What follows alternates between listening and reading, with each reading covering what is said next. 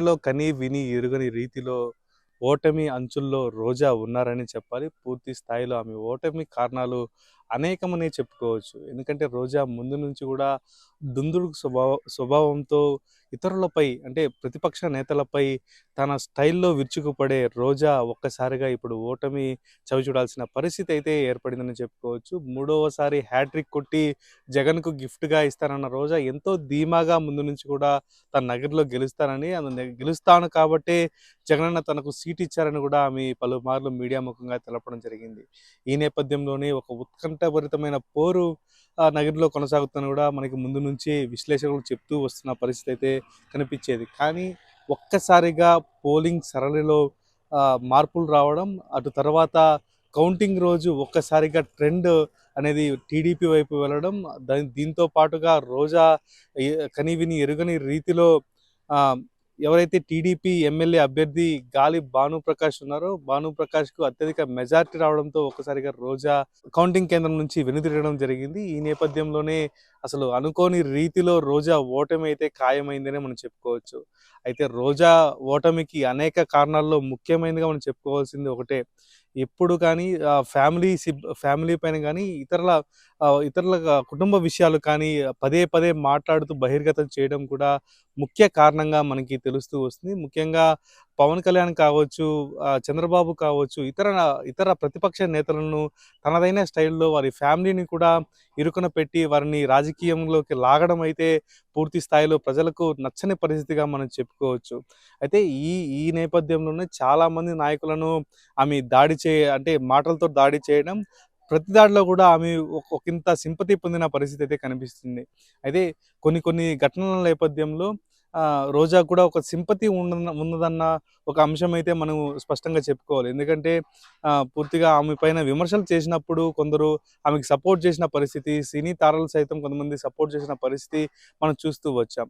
అయితే ఈ నేపథ్యంలోనే సొంత పార్టీ నేతల్లో కూడా ఆమెకి ఎవరైతే జిల్లాకి ఒక పెద్ద మనిషిగా ఉన్న వ్యక్తిని కూడా ఆమె దూరం చేసుకున్నారన్న ఒక ఎప్పటినుంచో వాదన అయితే వినిపిస్తూ వచ్చి అది పూర్తిగా ఇప్పుడు స్పష్టమైందనే మనం చెప్పుకోవచ్చు. ఎందుకంటే జిల్లాకి ఒక పెద్ద దిక్కు వైసీపీ పార్టీ నుంచి పెద్దిరెడ్డి రామచంద్రారెడ్డి ముందు నుంచి ఆయన ఒక ప్రాతినిధ్యం వహిస్తూ వచ్చారు. రాయలసీమలోనే ఆయన ఎనలేని నేతగా వైసీపీ పార్టీలో ఎదగడం జరిగింది. ఒక శాసించే స్థాయిలో ఉన్న నాయకుడితో విభేదాలు కూడా ఓటమికి పూర్తి స్థాయిలో కారణమని చెప్పుకోవాలి. ముందు నుంచి కూడా పెద్దిరెడ్డి పైన ఆయన ప్రోటోకాల్ పాటించడం లేదు. ప్రోటోకాల్ ప్రకారం ఆయన ఎలాంటి కార్యక్రమాలు చేయడం లేదు.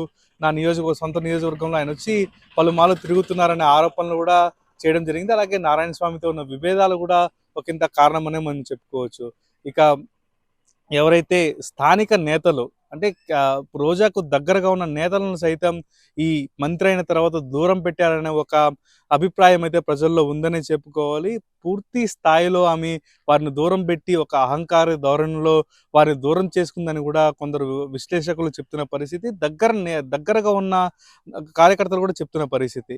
అయితే మొత్తం మీద రోజా తన వారిని, పగవారిని కూడా దూరం చేసుకొని ఈసారి ఖచ్చితంగా తానే గెలుస్తానని కూడా ఆమె ఒక ధీమాలోనే ఆమె భ్రమలోనే ఉండిపోయారని కూడా ప్రజలు అలాగే విశ్లేషకులు చెప్తున్న పరిస్థితి అయితే మనకి స్పష్టంగా కనిపిస్తూ వస్తుంది. అయితే మొత్తం మీద ముఖ్యంగా మనం చెప్పుకోవాల్సింది ఇక్కడ ఇద్దరు పేర్లు చెప్పుకోవాలి. ఆ ఇద్దరిలో ఒకరు కేజే కుమార్, కేజే శాంతి అయితే మరొకరు రెడ్డివారి చక్రపాణి రెడ్డి. వీరిద్దరూ ఒక 3 మండలాలను శాసించే వ్యక్తులుగా కూడా మనకి చెప్పుకోవచ్చు. ఎందుకంటే వీరి ముందు నుంచి కూడా వైసీపీ పార్టీలో కీలక నేతలుగా వ్యవహరిస్తూ వచ్చారు. ముందు నుంచి కూడా జగన్‌కు అలాగే పార్టీకి అండదండలు వహిస్తూ వచ్చారు. వీరు పెద్దిరెడ్డి మనుషులుగా కూడా పరిగణలోకి తీసుకోవాల్సి ఉంటుంది. వీరి వీరి వీరి దగ్గర నుంచి ముందు నుంచే ఆమెకి రెండోసారి ఎమ్మెల్యే అయినప్పటి నుంచి వ్యతిరేకత అనేది మొదలైందని చెప్పుకోవచ్చు. వీరిద్దరి మధ్య విభేదాలు తారాస్థాయికి చేరడం, వీరి సఖ్యత లేకపోవడంతో 5 మండలాలకు సంబంధించిన అధ్యక్షులు సైతం పార్టీని వీడే పరిస్థితి చివరి దశలో తెచ్చుకుందని చెప్పుకోవచ్చు. 5 మండలాల అధ్యక్షులు ఒక్కసారిగా పార్టీకి రిజైన్ చేసి ఇతర పార్టీకి సపోర్ట్ చేసినట్టుగా కూడా మనకి తెలుస్తూ వస్తుంది. ఈ ఈ 3 ముఖ్య కారణాలుగా మనం చెప్పుకోవచ్చు.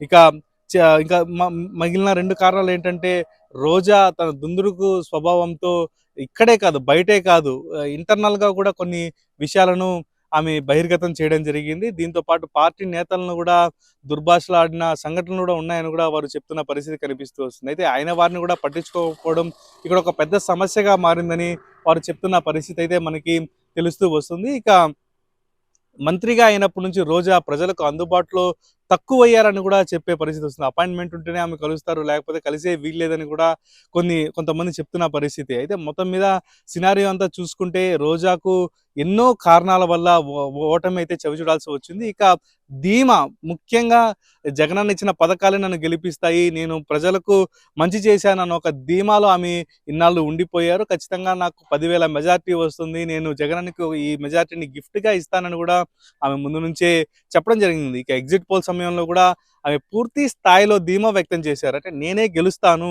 నేనే ఇక్కడ ఖచ్చితంగా గెలుస్తాను. గాలి భానుప్రకాష్ అనేవాడు కేవలం నా నా నా పరిధిలో కూడా రాడు. అసలు నేను అతన్ని ఒక పోటీలోనే తీసుకోనని కూడా ఆమె పలుమార్లు వ్యాఖ్యలు చేయడం జరిగింది.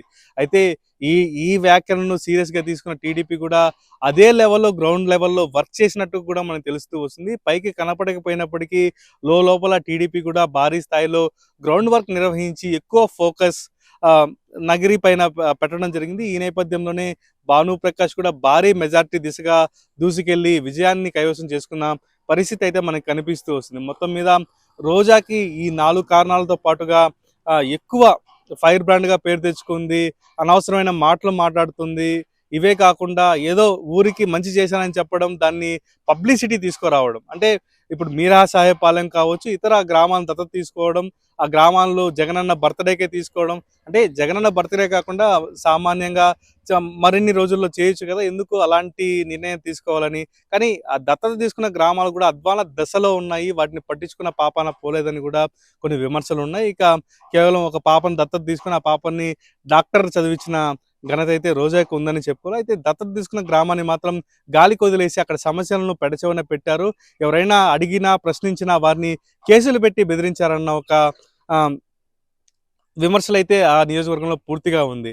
ఇక ఆహ్, ఎక్కువగా అక్కడ తమిళ ఓటర్లు ఉంటారు. అయితే లాస్ట్ ఎన్నికల్లో మాత్రం ఖచ్చితంగా తమిళ ఓటర్లు భారీ స్థాయిలో రోజాకి పట్టం కట్టారని చెప్పుకోవచ్చు. ఆ తమిళ ఓటర్ల వల్లే రోజా గెలిచారని చెప్పుకోవచ్చు. ఇక్కడ ముఖ్యంగా మగ్గం నేసే కార్మికులు అధికంగా ఉంటారు. హ్యాండ్లూమ్‌కి సంబంధించిన పరిశ్రమలు ఎక్కువ నగిరిలోనే ఉంటాయి. అయితే వారికి ఇచ్చిన హామీలు సైతం రోజా పెడచెవిన పెట్టారనే ఒక తీవ్ర స్థాయి విమర్శ అయితే ఉంది. ఈ విమర్శల కారణంగానే రోజా ఓడిపోయిండొచ్చని కూడా ఒక ఊహాగానాలు వినిపిస్తున్నాయి. అయితే ఔట్ రేటెడ్‌గా తమిళ కమ్యూనిటీకి సంబంధించిన ప్రజలు, అలాగే ఆహ్, టీడీపీ, వైసీపీ నాయకులు లోలోపల రోజాను ఓడించేందుకు సంసిద్ధమయ్యే ఈసారి రోజాను ఓడించారని కూడా అక్కడ తెలుస్తున్న పరిస్థితి అయితే కనిపిస్తూ వస్తుంది. మొత్తం మీద రోజా ఓటమికి అనేక కారణాలు ఉన్నప్పటికీ కానీ ముందస్తుగా మనం చెప్పుకోవాల్సింది రోజా మాట తీరే అని కూడా ప్రజలు చెప్తున్న పరిస్థితి. ఎప్పుడు కానీ ఫ్యామిలీలు రాజకీయాల్లో ఫ్యామిలీ విమర్శలు, వ్యక్తిగత విమర్శలు చేయరాదని, కేవలం రాజకీయంగానే విమర్శలు చేయాలని కూడా అక్కడ ప్రజలు చెప్తున్న పరిస్థితి అయితే కనిపిస్తూ వస్తుంది. ఇంకా వేచి చూడాలి. రోజా తన ఓటమికి ఎలాంటి కారణాలు ఉన్నాయో ఏంటనేది ఆమె ద్వారా ఆమె చెప్పేంత వరకు మనం వేచి చూడాల్సిన పరిస్థితి అయితే ఉంటుంది. ఆమె ఇప్పటికే ఓటమి ఒప్పుకున్నట్టుగా కూడా మనకి తెలుస్తూ వస్తుంది. ఇప్పటికే ఆమె ఆహ్, కౌంటింగ్ జరుగుతున్న సమయంలోనే ఆమె కౌంటింగ్ సెంటర్‌ను వీడి వెళ్ళిన పరిస్థితి కూడా అక్కడ కనిపిస్తున్న వైనం. అయితే మొత్తానికి రోజా ఘోర స్థితిలో ఓడిపోయారని చెప్పుకోవచ్చు.